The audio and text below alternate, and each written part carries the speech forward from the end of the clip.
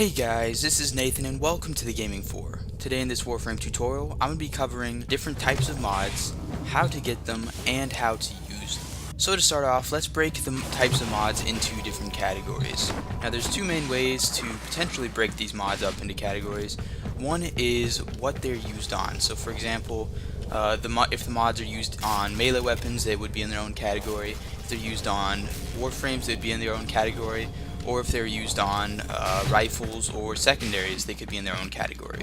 Now the second way of categorizing them could be by how you obtain the mods.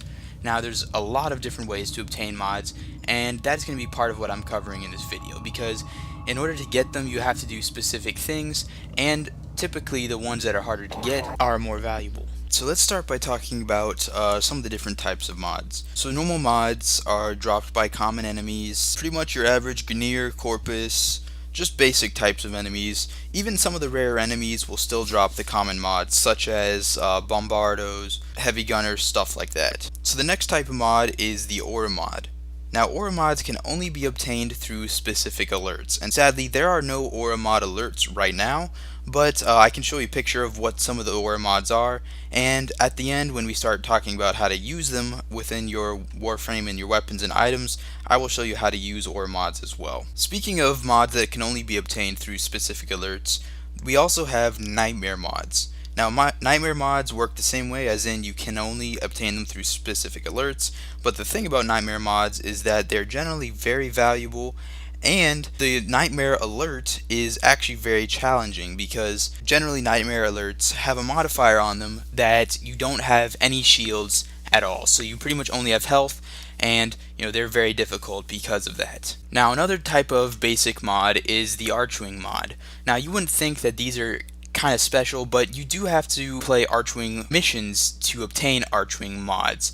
So if you think you're just going to find Archwing mods just randomly in a normal mission, that's not really going to happen. You do have to play some Archwing to get your Archwing mods. Next is Derelict mods. Now Derelict mods are pretty special. Generally a characteristic about them is that they usually add some sort of stat while taking something away as well. And these types of mods can only be found doing a derelict mission. And those are specific types of missions, and I'll show you a picture here of what they look like within the navigator. Now another type of mod that you can only get by doing specific missions are index mods. Now these are not necessarily a specific category, because I think you might be able to get normal mods out of these as well, but there are specific mods that you can only get from index missions. And these index missions can be found on Neptune only, and you have to do the specific index game mode to get them. Now Conclave mods are the next type, and as sort of expected, you can only get Conclave mods by playing Conclave. And Conclave is a PvP matchmaking type, really the only PvP matchmaking type in all of Warframe. So if you want to check that out, you have to play some Conclave missions to get Conclave mods. Another type of mods that is mission exclusive are Arcane mods. Now Arcane mods can only be obtained through trial missions and can only be applied to Warframe helmets and or Warframe Synodana. Now these are very special types of mods because you can only get them through trial missions, and trial missions are very hard and require 4 people to play. Now I've never done a trial mission, but pretty soon, hopefully, the people I play with will be able to get, a 4th person, and we'll be able to do a trial mission. The next type of mod is an augment mod, and the thing that's interesting about these is that augment mods aren't really obtained through any specific mission type. They're only obtained through syndicates, which does require you doing some missions, but you obtain them through the syndicate panel inside of your ship. Now these mods are really pretty useful. There are weapon augments, there are also mainly Warframe augments, and these pretty much modify the abilities or the way your weapon behaves in some sort of way. Also, something that's good to note is you can only obtain these mods using standing, and you gain standing by doing syndicate missions for your specific syndicate. Next are Acolyte mods, and what's pretty interesting about Acolyte mods is that they're only available through Acolyte missions, which only appear a couple times a year. So right now does happen to be a time that there are Acolyte mods. Here's a screenshot of what they look like, and essentially you have to do the mission and kill the Acolyte to get a chance of actually obtaining an Acolyte mod. Now, I don't have a specific list for all these types of mods, but I will have a link below of the actual wiki page for mods 2.0 on the wiki site for Warframe, and also if you do some general research you'll be able to find the entire list of these types of mods as well. Now another type of mod that you could potentially find are primed mods. You cannot obtain these within a mission. The only way you can obtain these is from Barrow Kai tier, who can be found in various relays and only really shows up every 3 weeks or so. So this one is another time-based one, also very rare and randomized. Whenever he comes and you show up, you have to buy these mods using ducats, which you can only get through him, and you got to sell your primed parts for them. So these are also very valuable, and they're essentially normal versions of mods that are essentially amped up. So they're very powerful, very expensive to get though as well. Now the second to last type of mod that I'm going to be talking about today is the Riven mods. And the Riven mods can only be obtained through the War Within quest, but then also you can get these through sorties, and pretty much every day I think there's a new sortie, and these sorties are very challenging and really should only be done with 2+ people. But at the end of these sorties, there is a chance, only a chance, that you can get these Riven mods.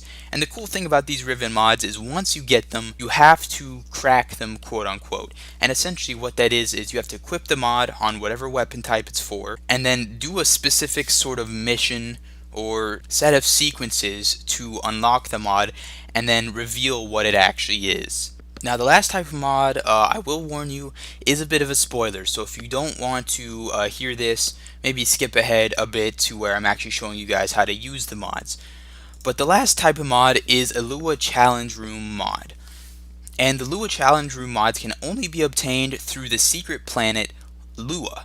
And within the Lua missions, you can find multiple challenge rooms, and if you complete the challenge rooms correctly, you will get an exclusive type of mod. Now this is a spoiler because you only discover Lua through the main missions, so if you guys haven't done that already, please go ahead and do that. Otherwise you will have no chance of obtaining a Lua Challenge Room mod because you have to go through the main mission line to actually unlock Lua itself. Now let's get into how you actually use them and maintain your mods.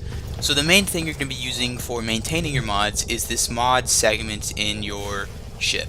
So it's right here. As soon as you go down the stairway, it should be directly to the left, and essentially you press X to get into the mod section. Now once in here, there's a bunch of things you can do, and let's start with some of the basics. So first of all, you can select a mod just by clicking it, and as you can see, a couple things light up here. First of all, you can sell your mod for credits. This is pretty useful if you have a bunch of duplicates. You can also dissolve your mods for endo, and that's what this little symbol here is. It stands for endo. Now of course I don't want to sell this mod because this is one of the ones I really like, but you can find all your duplicates pretty easily by using this sort by sort of option here. Now the way you use it, you just click on it and choose what you want to sort them by. So I'm going to sort them by duplicates, and as you guys can see, we've got all the duplicates of the mods I have. So for example, I've got 57 Trick Mag. Now when you click on them and there's duplicates, you get to choose how many you want to select. If you just press OK, it will select one by default, but you can also put in a custom value there. So let's say I want to select 56, all but one of my Trick Mags. Now once you select the multiples, you can sell them or dissolve them into endo. Now what's interesting is you can select multiple mods at a time. So let's say I've got a bunch of duplicate pressure points and I want to dissolve those as well. I can click on those, type in my custom amount, or just select one, and I can dissolve those all in one go, just like that. Now some other things you can do with these mods is you can transmute them, and in order to transmute the mods you have to select 4 different types of mods, and then the transmute button will appear.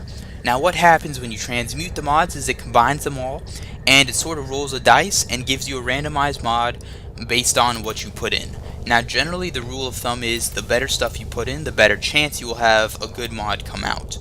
And let's just roll one here and see what we get. As you guys can see, we get a random mod, and it happened to be bronze, and it happened to be a tempered blade, which is an arch melee. So as you guys can see, generally it's not really worth it to do transmutes, but if you have a lot of extra cash and a lot of extra mods, you can try this and maybe get something out of it. Now the last main thing you can do with these mods is fusion, and you can fuse these mods to essentially upgrade them. Now in order to fuse a mod, you have to select one of that mod. You can't select multiple or it won't work. And essentially when you enter the fusing station, essentially what you do is you have this plus and minus arrows, and this shows you what your mod will be like when you upgrade it. So as you guys can see, as I press the up arrow, the mod just keeps getting better and better. Now as you can see over here to the left, we have the effects of the mod as well, so you don't have to hover over it. You also have the drain, so how much mod capacity it will take up. On the right side, you have how much the fusion will cost. So you guys can see that we've got varying amounts of endo and credits in order to fuse this mod, and essentially the way to confirm this is just hit apply fusion and you will essentially upgrade your mod. Now to get out of that screen, you can just press escape. Now let's go over some of the other things you may see on this modding station. We have the total number of mods I have, 3,245. The total number of duplicates, 2,892. These will of course vary based on how many mods you have and how many duplicates you have. And then you've got the rating of mods, which I think is just the general value of mods you have. I'm not really sure what that number corresponds to, and I don't have really a good grasp on how valuable 34,000 is in terms of mods. Now another thing that's been added pretty recently is Riven capacity, and this has to do with Riven mods. You can only obtain 15 Riven mods at a time. And that's pretty important because Riven mods are pretty OP, and really it limits you to only having 15 at a time. Now you can see the Riven mods you have, and that uses these different types of buttons up here. So each of these buttons corresponds to a different type of mod. Now sadly there's not a specific type of button for derelict mods or nightmare mods or index mods or any of those specific types, but there are some general ones. So for example, if you click on this one, you get Warframe mods. They're still being sorted by duplicates, so I'm going to set them back to rank so you can see the best first.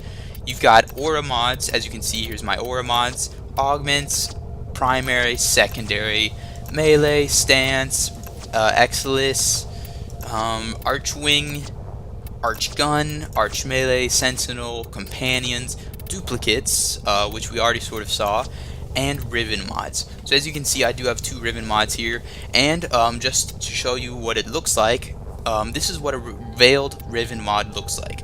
And essentially the quest I have to complete to unlock this Riven mod is sustain a 3x melee combo multiplier for 30 seconds. And I have to do this once, and then this mod will be unveiled.